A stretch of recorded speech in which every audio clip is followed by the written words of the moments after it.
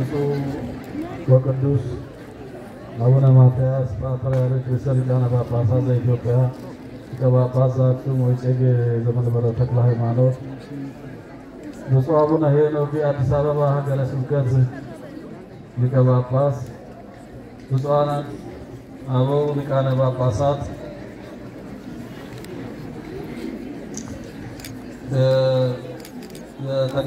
ጠቅላይ ቤተ ክህነት የመምሪያው ኃላፊዎች፣ የሊቀ ማእምራን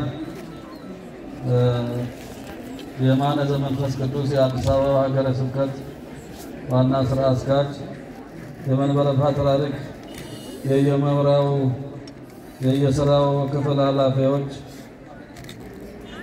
የሊቃውንት አባቶቻችን፣ የገዳማትና የአድባራት አስተዳዳሪዎች፣ ወጣት ልጆቻችን፣ የተምሮ ማስተማር ሰንበት ትምህርት ቤት ሁላችሁ በዚሁ በዓል ላይ የተገኛችሁ የክርስቶስ ቤተሰቦች፣ ክቡራንና ክቡራት እንደምን አረፈዳችሁ? እንደምን ቆያችሁ? እግዚአብሔር አምላካችሁ ለዚህ ጊዜ ያለፈውን ጊዜ በሰላም በሕይወት በጤና ጠብቆ ለዚህ ሰዓት ለዚህ ጊዜ ያደረሰን ክብር ምስጋና ለእሱ ይሁን። እንኳን አደረሳችሁ። እንኳን ለዚህ አበቃችሁ። በመጀመሪያ ብፁዕ ወቅዱስ አቡነ ማትያስ ቀዳማዊ ማትያስ ፓትርያርክ ርዕሰ ሊቃነ ጳጳሳት ዘኢትዮጵያ ሊቀ ጳጳስ ዘአክሱም ወዕጨጌ ዘመንበረ ተክለ ሃይማኖት የገዳሙንና የማህበሩን የገዳሙን ጥሪ አክብረው በዚህ ቦታ ስለተገኙልን በገዳሙ መነኮሳት ማህበርና በእናንተ ስም ምስጋናዬን አቀርባለሁ።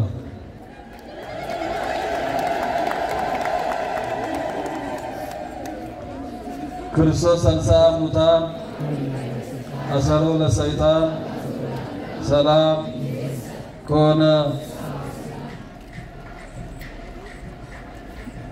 ብፁዕ ቅዱስ አባታችን፣ ብፁዓን አበው ሊቃነ ጳጳሳት፣ ክቡራንና ክቡራት፣ በዛሬው ዕለት የምናከብረው በዓል ሁለት በዓል ነው።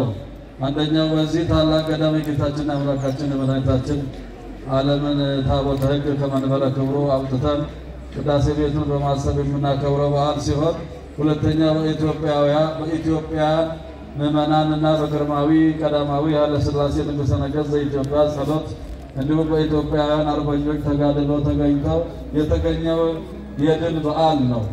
ይህ የኢትዮጵያውያን ድል ይገኝ ዘንድ ጀግኖች አባቶቻችንን የረዳ የምስካየ ኅዙናን መድኃኔዓለም ታቦተ ሕግ ነውና ስለ ታቦተ ሕጉ እንዲሁም ስለ ገዳሙ ጥቂት ለማለት እወዳለሁ። የምስካየ ኅዙናን መድኃኔዓለም ገዳም ታቦት በዳግማዊ አፄ ምኒልክና በእቴጌ ጣይቱ መልካም ፈቃድ በመምህር ፈቃደ እግዚእ አጓጓዥነት በ1895 ከኢትዮጵያ ወደ ኢየሩሳሌም ሄደ። ከዚያም በቅድስት ሀገር ኢየሩሳሌም ላሉ ኢትዮጵያውያን ምዕመናን በዴር ሱልጣን ገዳም አገልግሎት መስጠት ጀመረ። የመድኃኔዓለም ታቦት አገልግሎት መስጠት የጀመረው ወደ ኢየሩሳሌም በሄደበት በ1895 ዓመተ ምህረት ሲሆን ታቦተ ሕጉ እስከ ዛሬ ድረስ የምዕመናን ልመናና ጸሎት በመስማት ያዘኑትን በማጽናናት የተቸገሩትን በመርዳት መጠጊያ ለሌላቸው መጠጊያ በመሆን ለ122 ዓመታት አገልግሎቱን በመስጠት ላይ ይገኛል። የምስካየ ኅዙናን መድኃኔዓለም ታቦተ ሕግ በሶስት የተለያዩ ሀገሮች ላይ አገልግሎት ሰጥተዋል። አንደኛ በቅድስት ሀገር ኢየሩሳሌም ለ34 ዓመታት ከኢትዮጵያውያን ምዕመናን ጋር፣ ሁለተኛ በእንግሊዝ ሀገር ለ4 ዓመታት ከጃንሆይ ጋር፣ ሶስተኛ በኢትዮጵያ በአሁኑ የአዲስ አበባ ዩኒቨርሲቲ በቀድሞው ስሙ ገነተ ልዑል ቤተ መንግስት ለ2 ዓመታት አባ ኃይሌ ብሩክ የተባሉ አባት ማዕጠንት እያደረጉ፣ እንዲሁም በአሁኑ ሰዓት የካቲት 12 ሆስፒታል በቀድሞ ስሙ በቤተሳይዳ ለ7 ዓመታት፣ አሁን ባለንበት የምስካየ ኅዙናን መድኃኔዓለም ሕንፃ ቤተ ክርስቲያን ለ75 ዓመታት በአጠቃላይ እስከ ዛሬ ድረስ 122 ዓመታት ተገቢውን አገልግሎት በመስጠት ላይ ይገኛል። የምስካየ ኅዙናን መድኃኔዓለም ገዳም ታቦት ወደ ኢየሩሳሌም የሄደበት ዓላማ በዚያ ላሉ ምዕመናን መድኃኔዓለምን መማፀኛ መንፈሳዊ አገልግሎትን ማከናወኛ ይሆን ዘንድ ነበር። ነገር ግን ወራሪው ጠላት ፋሽስት ጣሊያን በ1928 ዓመተ ምህረት ኢትዮጵያን ቀኝ ለመግዛት ወረራን ፈጽሞ በነበረበት ወቅት ግርማዊ ጃንሆይ ለተባበሩት መንግስታት አቤቱታ ለማሰማት ወደ እንግሊዝ ሀገር ተሰደዱ። በእንግሊዝ ሀገር በስደት በነበሩበት ወቅት የኢትዮጵያ ጉዳይ በምድራዊ ዳኞች ፍትህ ሊያገኝ ስላልቻለ ጥር 13 ቀን 1929 ዓመተ ምህረት ግርማዊነታቸው በኢየሩሳሌም ወደሚገኙት ብፁዕ እጨጌ ገብረ ጊዮርጊስ በመጨረሻም ብፁዕ ቅዱስ አቡነ ባስልዮስ እንዲህ የሚል መልእክት አስተላለፉ። ሞዐ አንበሳ ዘእምነገደ ይሁዳ ግርማዊ ቀዳማዊ ኃይለ ሥላሴ ንጉሠ ነገሥት ዘኢትዮጵያ ይድረስ በብፁዕ እጨጌ ገብረ ጊዮርጊስ እግዚአብሔር የኢትዮጵያን ነገር እስከሚያሳየን ድረስ በዚህ ስለምንቆይ ቤተሰቦቻችንም ሃይማኖታቸውን እንዳይዘነጉ አምላካችንን የምንማጸንበት ታቦት ያስፈልገናል። ስለዚህ አባ ሐናን መልእክተኛ አድርገን ስለላክ ከመምህር ገሪማ ጋር ተነጋግራችሁ አንድ ታቦት እና ንዋየ ቅዱሳት መጻሕፍትን ከውስን አገልጋዮች ጋር ላኩልን በማለት መልእክታቸውን አደረሱ። መልእክቱን የተቀበሉት ብፁዕ እጨጌ ገብረ ጊዮርጊስ በወቅቱ የአገልጋይ እጥረት እንዳለ ገልጸው የመድኃኔዓለም ታቦትንና ንዋየ ቅዱሳትን በማሟላት ከአራት አገልጋይ መነኮሳት ጋር መልእክተኛው አባ ሐናን መሪ በማድረግ ወደ እንግሊዝ ሸኝተዋል።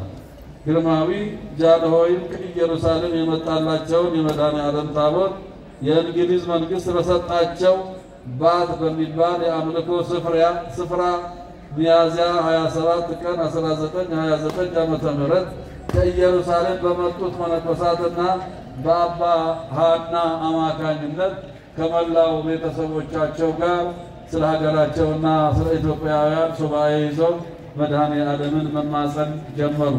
በወቅቱ የሚጸልዩት ጸሎት መካከልም ሐዋርያው ቅዱስ ጳውሎስ ለሮሜ ሰዎች ምዕራፍ 8 ቁጥር 35 በጻፈው መልእክቱ የሚገኘውን ኃይለ ቃል በመጠቀም ነበር። ቃሉም ከክርስቶስ ፍቅር ማን ይለየናል? መከራ ወይስ ስደት ወይስ ረሃብ ወይስ መራቆት ወይስ ፍርሃት ወይስ ሰይፍ ነውን? የሚል ሲሆን ከሚዘምሩት መዝሙሮች መካከልም ኢትዮጵያ ሆይ ብረሳሽ ቀኜ ትርሳኝ የሚል ይገኝበታል። ይህ ኃይለ ቃልና መዝሙር እስከ ዛሬ ድረስ በገዳሙ የሰርክ ጸሎት እየተጸለየ ይገኛል። ከአራት ዓመታት በኋላ በ1933 ዓመተ ምህረት የግርማዊነታቸውና የኢትዮጵያውያን ጸሎት ተሰምቶ በመድኃኔዓለም ተራዳኢነት ጀግኖች ኢትዮጵያውያን አባቶቻችን ጣሊያንን ድል አደረጉ። በዚህ ጊዜ ግርማዊነታቸው መድኃኔዓለም ጸሎታችን ሰምቶናል፣ በጠላቶቻችን ላይ ድል እንድንቀዳጅ አድርጎናል። ስለዚህ ጸሎት ልመናችን የሰማን መድኃኔዓለምን ታቦት ይዘን ወደ ቅድስት ሀገር ኢትዮጵያ መሄድ አለብን በማለት የመድኃኔዓለምን ታቦት እና ንዋየ ቅዱሳት እንዲሁም አገልጋይ መነኮሳትን ከቤተሰቦቻቸው ጋር አንድ ላይ አድርገው በ1993 ሚያዝያ 27 ወደ ኢትዮጵያ ገብተዋል።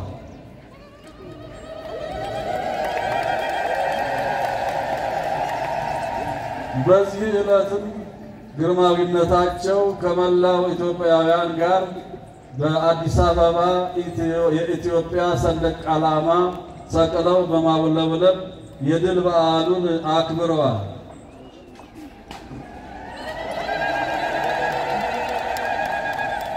ይህ የድል በዓል ዘንድሮ ለ84ኛ ጊዜ እየተከበረ ይገኛል። የምስካየ ኅዙናን መድኃኔዓለም ታቦት ከሀገር ወደ ሀገር ሲንቀሳቀስ የረገጠባቸው ቦታዎች 5 ናቸው።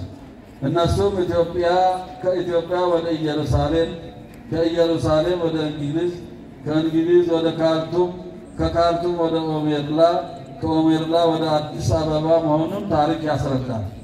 የምስካየ ኅዙናን መድኃኔዓለም ታቦት በ3 ስሞች ይጠራል።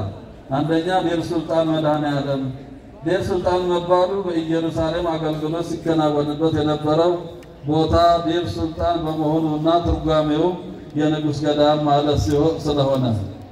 ሁለተኛው ስደተኛው መድኃኔዓለም ስደተኛ መባሉ ከጃንሆይ ጋር ከሀገር አብሮ በመሰደዱ ምስካየ ኅዙናን መድኃኔዓለም ምስካየ ኅዙናን መባሉ የሐዘንተኞች መጠጊያ በመሆኑ ነው። ምስካየ ኅዙናን መድኃኔዓለም የሚለው ስያሜ ያገኘው የመድኃኔዓለም ታቦት በቤተ ሳይዳ ቆይቶ አሁን ያለንበት ሕንፃ ቤተ ክርስቲያን በ1940 ሚያዝያ 27 በግርማዊነታቸው የመሰረት ድንጋይ ከተቀመጠ በኋላ በ1943-42 ሚያዝያ 27 ተጠናቆ ታቦተ ሕጉ ወደ መቅደሱ በሚገባበት ወቅት ግርማዊነታቸው ምስካየ ኅዙናን የሚል ስያሜ ሰጥተውታል። ቅዳሴ ቤቱም ዘንድሮ ለ75ኛ ጊዜ እየተከበረ ይገኛል። እንኳን ደስ አላችሁ።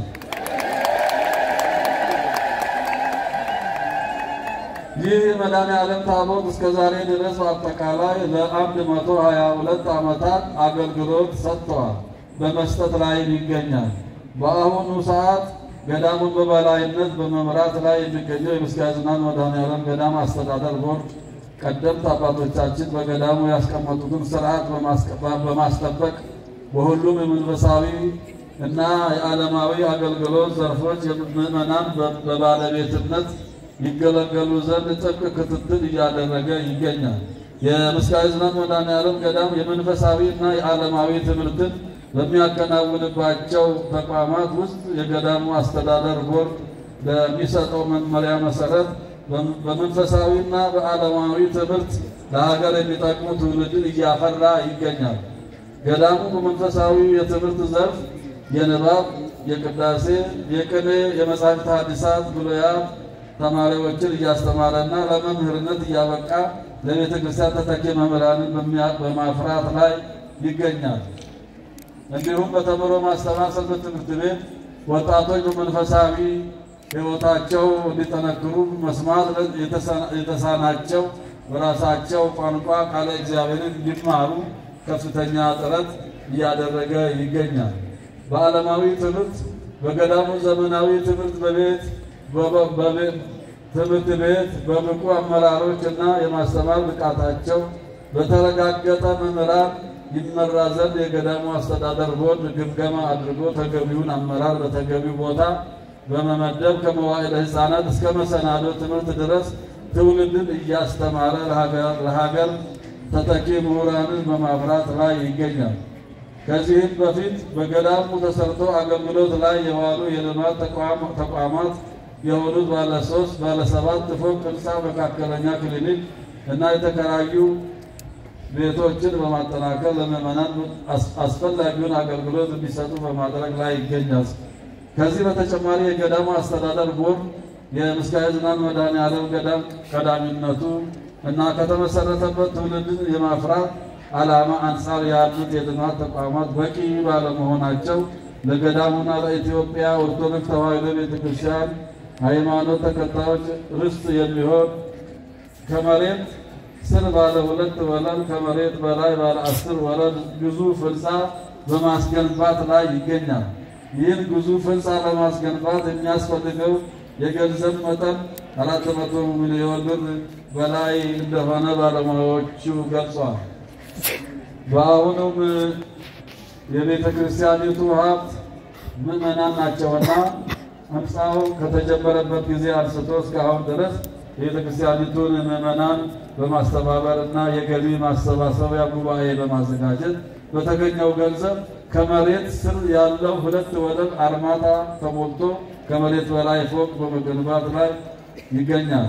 የተወደዳችሁ ምዕመናንና ምዕመናት ይህ ታሪካዊ ገዳም እያስገነባ ያለው ግዙፍ ህንፃ ተጠናቆ አገልግሎት መስጠት የሚችለው በሁላችሁም ድጋፍ ነውና ህንፃው እስኪጠናቀቅ ድረስ ገንዘብ ያላችሁ በገንዘብ፣ ጉልበት ያላችሁ በጉልበት፣ ሀሳብ ያላችሁ በሀሳብ ድጋፋችሁን እንድታደርጉልን በመድኃኔዓለም ስም እናሳስባችኋለን። ብፁዕ ቅዱስ አባታችን ብፁዓን አበው ሊቃነ ጳጳሳት ክቡራንና ክቡራት የመድኃኔዓለም ወዳጆች ሁላችሁ በዚህ የተገኛችሁ በገዳሙ የሚከናወኑ የልማት ስራዎች እንዳሉ ሆነው ወደ ዛሬው ታሪካዊ በዓላችን ስንመለስ በመንፈስ ቅዱስ በመቃኘት ነቢየ እግዚአብሔር ቅዱስ ዳዊት ኢትዮጵያ ታበጽሕ እደዊሃ ኀበ እግዚአብሔር ኢትዮጵያ እጆቿን ወደ እግዚአብሔር ትዘረጋለች ብሎ በተናገረው መሰረት ግርማዊነታቸውና ጀግኖች ኢትዮጵያውያን ሳይለያዩ በአንድነት የጸሎት እደልቡናቸውን ወደ መድኃኔዓለም ዘርግተው በመጸለይ ወራሪውን ፋሽስት ጣሊያንን ድል አድርገዋል። የጥንት አባቶቻችን ከባህር ማዶ ተሻግሮ የሚታይ ጠላትን በኃይለ እግዚአብሔር ድል አድርገው የኢትዮጵያን ዳር ድንበር በማስከበር ባህልና ቋንቋችን እንዲሁም ሃይማኖታችን ሳይበረዝ ለእኛ እንዲደርስ አድርገዋል። ስለዚህ የተወደዳችሁ ምዕመናን አባቶቻችን ጠብቀው ያቆዩልን ባህልና ታሪክ ጠብቀን ለመጪው ትውልድ ማስተላለፍ ይገባናል። መድኃኔዓለም አምላካችን ሀገራችን ኢትዮጵያን ይጠብቅልን፣ ሕዝባችንን ከመከራ ሥጋ ከመከራ ነፍስ ይሰውርልን። የብፁዕ ቅዱስ አባታችን ቡራኪያቸው ይድረሰን። ስላደመጣችሁ አመሰግናለሁ። እግዚአብሔር ይስጥልኝ።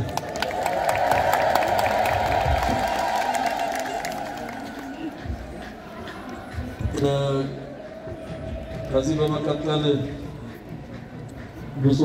በብፁዕ ወቅዱስ አባታችን አቡነ ማትያስ ቀዳማዊ ፓትርያርክ ርዕሰ ሊቃነ ጳጳሳት ዘኢትዮጵያ ሊቀ ጳጳስ ዘአክሱም ወዕጨጌ ዘመንበረ ተክለ ሃይማኖት መልካም ፈቃድ ብፁዕ አቡነ ሕዝቅኤል የከፋ ሸካ ቤንች ጅማች አህጉረ ስብከት ሊቀ ጳጳስ ትምህርት ይሰጡናል።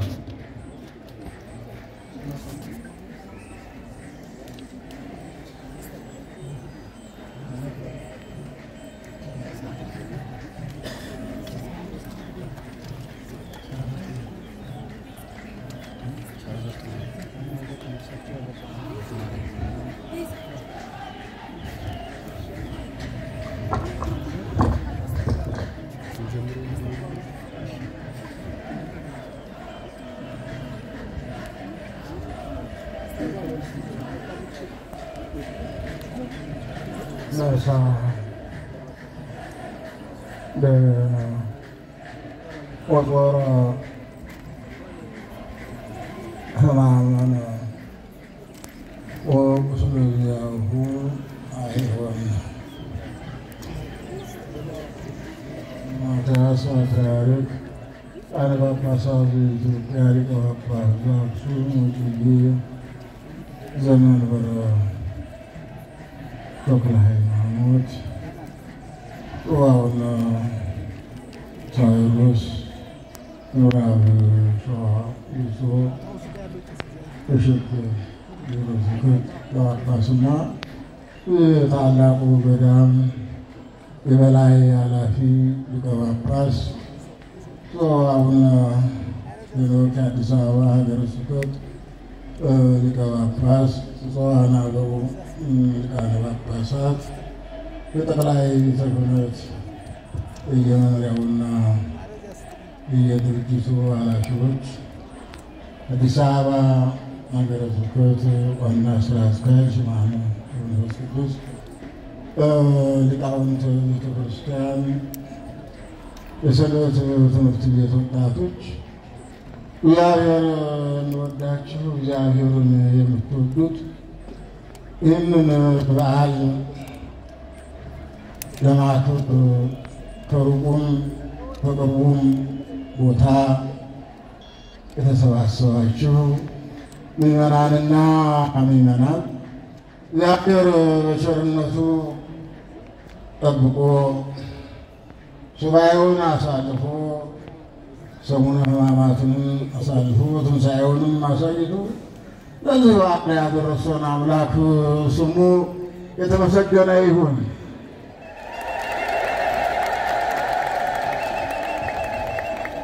ነቢዩ ኢሳይያስ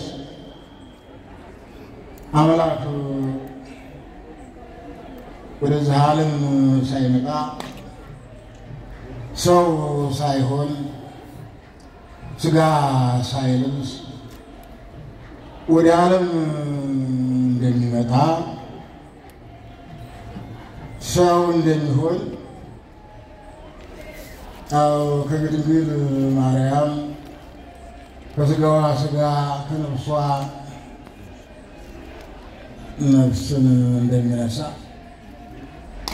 ለዓለም ሌላ መድኃኒት አልነበረምና ነቢያት የክርስቶስን አመጣጥ አሳምረው አስተካክለው ተናግረውታል።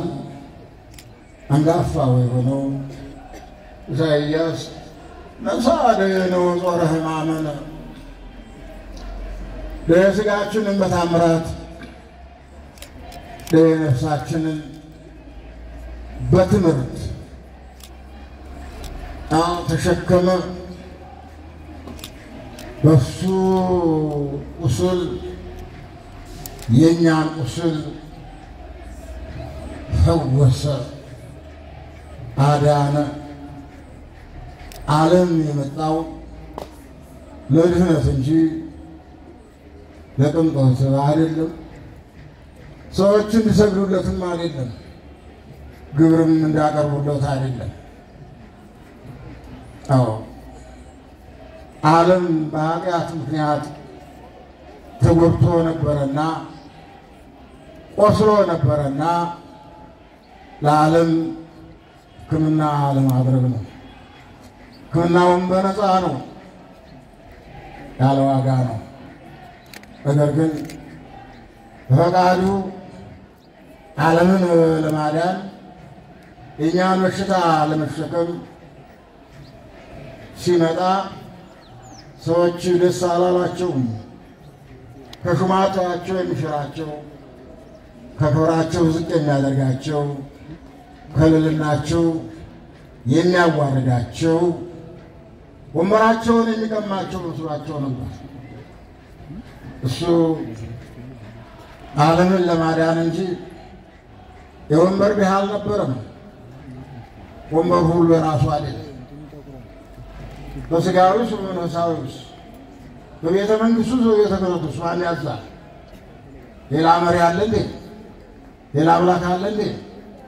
ዓለምን ፈጥሮ የሚመግብና የሚገዛ አንድ እግዚአብሔር አይደለም እንዴ? ሌላ የለም። ይሄ ያላስደሰታቸው ሰዎች የሞቱ ተባባሪዎች ሆነዋል። ምንም አይደለም።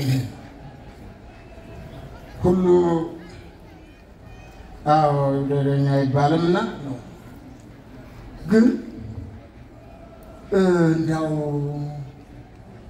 ለድህነት እየመጣ አልሰረቀ አልቀማ። ለምንድን ነው ወደ መስቀል የወጣ? ቅድም በእውነት ዘእያን ዝዳሉ ወመሰረታ ምዝቦሙ ለመመሪያን ጉቦ ማለት ነው፣ ሙስና ማለት ነው። ከሙስናው ብዛት የተነሳ የቤተ ክርስቲያኗ መሰረት አልተናወጠም። በሩ ፍለያነ ወገመጡ ፍታ ያለውን የነገሥቱን ቃል አያስገድም። ይህን አደርግልሃለሁ ይህን አድርግ በሚባለው ቋንቋ ቤተ ክርስቲያን መሰረቷ አልተናደም፣ አልተናወጠም። መሰረቷ ኢየሱስ ክርስቶስ ነው። ሌላ መሰረት የላትም። ለምን? ሰው በመሆኑ ሥጋ በመልበሱ ነው። በአምላክነቱ እመቤታችን ድንግል ማርያም አዳኙን አስገኝታለች። ቅድም ነው እንደው ምን እንደሰሙ አላውቅም። ልጆቹ የዛወተ ሁሉ ዓለም ይሏት ነበር። አይ ይሄን ክድ የለም እኮ ናት።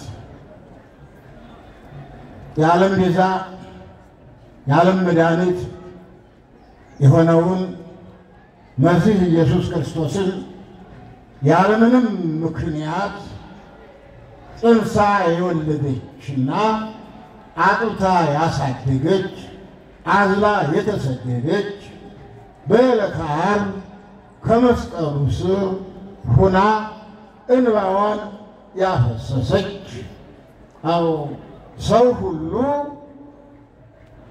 ትንሣኤን አከብራለሁ ፋሲካ ደረሰ እያለ ለፋሲካው ሲዘጋጅ አዎ የኔ ፋሲካ በመከራ ሆነ ሌላው ደስታው ሲያይ የኔ በለቅሶ ሆነ እያለች ሐዋርያትን እየጠየቀች ገንዘብ ሰጥታችሁ ማርያም ተሳናችሁ አንድ ልጅን እያለች አዎ ገንዘብ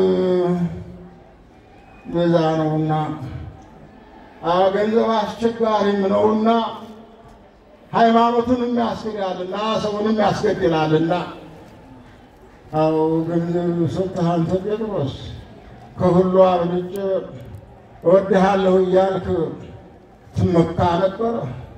እሱም ተናግሮብሃል። አዎ ስብሰት ክህደን ዘንበረ ዕንቁ ዶሮ ሳይጮህ 3 ጊዜ ትክደኛለህ ያለው በአንተ ላይ ተፈጸመ። እናንተ ሐዋርያት ገንዘብ አጣችሁ አንድ ልጅ ወደ መስቀል ላይ ሲወጣ ዝም ማለታችሁ እኛ ተላልፈን እንሙት አትሉ። በእነሱ ሞት ዓለም የማይድን ሆነ። ዓለም የሚድነው የቆሰለው ዓለም የሚፈወሰው በክርስቶስ ብቻ በእግዚአብሔር ብቻ ስለሆነ ነው። ዓለም በእግዚአብሔር ድኗል። አዳኙን ያስገኘች ደግሞ የእሷ ሥጋ ነው ያዳነው። ሥጋ ከሰማይ አልወረደም፣ ከሰማይ ይዞ አልመጣም። ቅድመ ዓለም የነበረው ቃል ድህረ ዓለም የነበረ ሥጋ በእመቤታችን ቃልና ሥጋ ተዋህደዋል። አዎ መለኮት የመለኮትን ሥራ ሥጋ የሥጋን ሥራ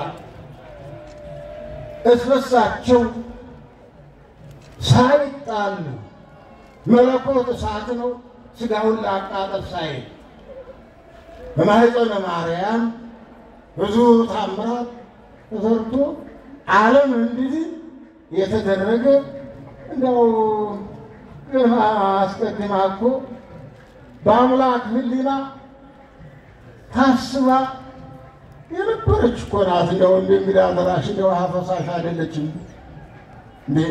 በቀራንዮ የፈሰሰው ደሜ ማን ነው? ሥጋን የለበሰ ከእሷ ነው፣ የእሷ ደም ፈሷል። የእሷን ሥጋ አይደል የተዋሃደ? የምንበላው የምንጠጣው ሥጋ የማን ነው? የእሷ ነው።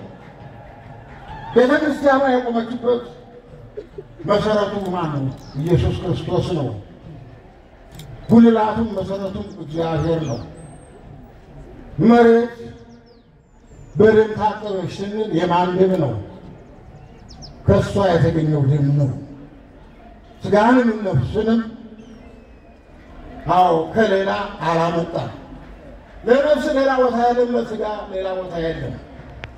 ነፍስም ሥጋንም ከእመቤታችን የተዋሃደ መናፍቃን እንደሚሉት አይደለም። መዝገበ ነፍሳት አለ ተዛምዶ ተዋሃደ። የአዳምን ሥጋ ቀልቶ ይላሉ። የአዳምን ሥጋ እንዴት ጠጋ? የተዋሃደው የአዳም ሥጋ አይደለም፣ ኃጢአተኛውን ሥጋ ነው አንጽቶ የለበሰው የተዋሃደው ዓለምን ያዳነበት።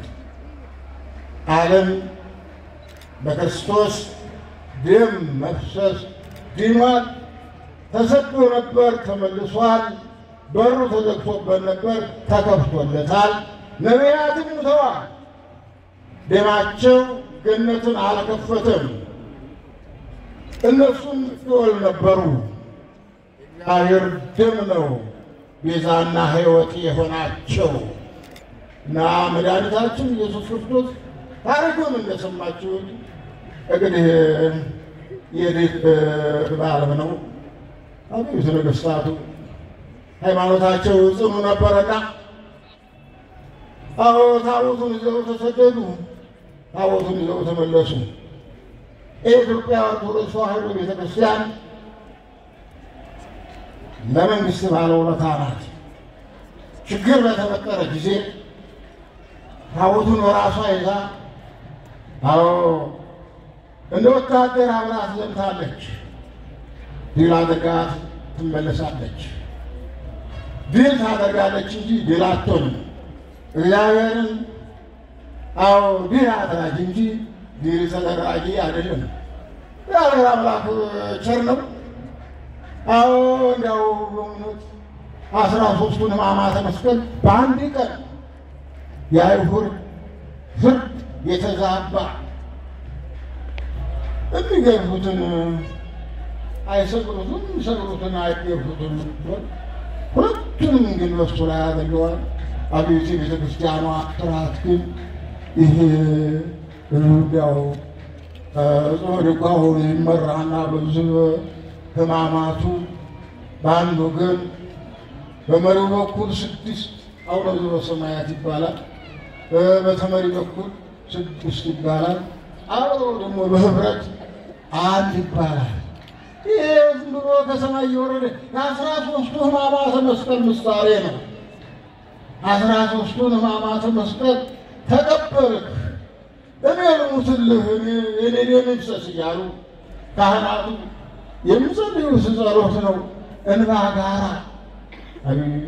እግዚአብሔር እንዲህ አድርጎ ወደ መስቀል ያወጡትን የሚሰሩትን አያውቁትም ይቅር በላቸው እያለ ለጠላቶችም የለመነ ለወዳጆችም የገነትን በር እየከፈተ ነው።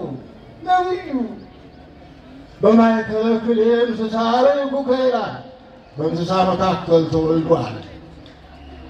ዕንባቆም ተናግሯል። በሁለት እንስሳ መካከል አየሁ። ሁለት እንስሳ በቤተልሔም አህያና ላም ናቸው። በዕለተ ስቅለት ደግሞ ፈያታዊ ዘየማንና ፈያታዊ ዘጸጋም ናቸው እንስሳ የተባሉ።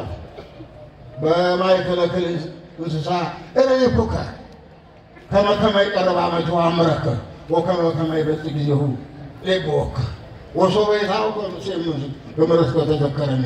አቤቱ የጸሎት ጠቃሚ ስለሆነ በቅዳሴው መካከል ይጸለያል። ተዘከረኒ እየተባለ ፈያታዊ ዘየማን በዳግም ምጽአትህ ስትመጣ አስበኝ እያለ ያቀረበው የወንበዴው ጸሎት ጠቃሚ ሆኖ በቤተ ክርስቲያኗ ሕይወት ውስጥ ጲላጦስን ጋር እየተነጋገረ እንደው እኔን አታነጋገረኝም ወይ? እንዲያድንህም እንዲገድልህም ስልጣን እንዳለኝ አታውቅም? አንተ የአይሁድ ንጉሥ ነኝ ትላለህ እያለ ሲያነጋግረው አይ በእኔ ላይ ምንም ስልጣን የለህም፣ ለመይተው በለከም ሰማይ እግዚአብሔር ካልሰጠህ በእኔ ላይ አንድም ነገር ስልጣን የለህም። ክርስቶስን ስቀልልን ወንበዴውን አድን ነበር ጩኸቱ። ሀየለ ቃሉ ክርስቶስ ሲሰቀል በርባን ዳን የሚል ድምፅ በዛ። እኔ በዚህ ሰው ምንም አላገኘሁበት። እጁን ታጠበ። ከደሙ ንጹሕ ነኝ እናንተ እንደ ሕጋችሁ አድርጉ አለ። አሳልፎ እየሰጠ ንጹሕ እንዴ ለመንግስቱ ሳስቶ ነው እንጂ አይሆንም ብሎ ማዳን ይችላል ነበር። አይሆንም ቢል ግን ክርስቶስ በፈቃዱ ሊሞት ነው እና ያመጣው አይሆንለትም። ግን ስልጣኔ ተዳለች ማለት እጅን ታጠበ ጣለኝ። እኔ ከደማችሁ ንጹሕ ነኝ ሲሉ ካህናቱ እጃቸውን ይታጠባሉ። ንጹሕ ካልሆናችሁ በእናንተ ዕዳ እኔ መተላለፍ የለብኝም እና መድኃኒታችን ኢየሱስ ክርስቶስ ዕዳችንን ተሸከመ። ወደ መስቀል ተሸክሞ ኃጢአታችንን ሁሉ ወደዛ ይዞ ወጣ። በዛ በተሸነከረ ጊዜ ሰይጣንን ሸነከረው። ወይኔ አይነኩኝ አዎ የማይናካው ነክቼ ከሱ የተነሳ ጠፋሁ እያለ ይጮህ ጀመር። አስቀድሞ መጠንቀቅ እንጂ ከተያዙ በኋላ መጮህ አያስፈልግም። አዎ ለዛ አድርጎ አምላካችን መድኃኒታችን ኢየሱስ ክርስቶስ በለበሰው ሥጋ አዎ ከመሬታችን ባገኘው ሥጋ አዎ ዓለምን አዎ ለማዳን ወደ ቀራንዮ ያደረገው ጉዞ ይህን ያህል ነው አንልም። ሐዋርያው ቅዱስ ጳውሎስ እንደው አናይስዮ በእንተ ፍስሐሁ ዘጽምሎቱ ስላለው ተድላ ደስታ መስቀልን መሸከም ምን ይጎዳል ብሎ በፈቃዱ አደረገው። 5500 ዘመን ተዘግቶ የነበረ የገነትን በር በደሙ ከፈተ። በዕለተ ዓርብ ነፍሳት ከሲኦል ወጡ፣ ወደ ገነት ገቡ።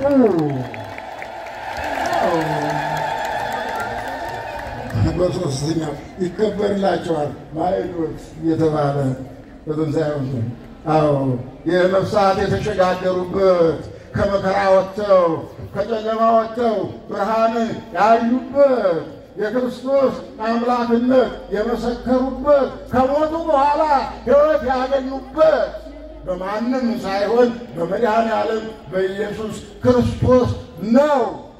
ይህም ሊሆን የተቻለው በእመቤታችን አማካይነት ነው፣ በሌላ አይደለም። ዓለምን የዓለም ቤዛ ናት። አሁንም ናት እንወስድ ታምራት እናትነቷ ዝቅ የሚያደርጋት የለም።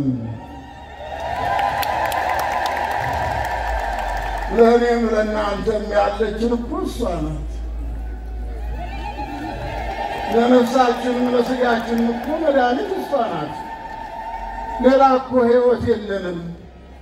እንደው ተተማሪ ቤት ጀምሮ እንደ ሰልማርያም እያልን ያደግንባት እኮ ናት። አብራ እየዞረች ሻውንም እየተከተላች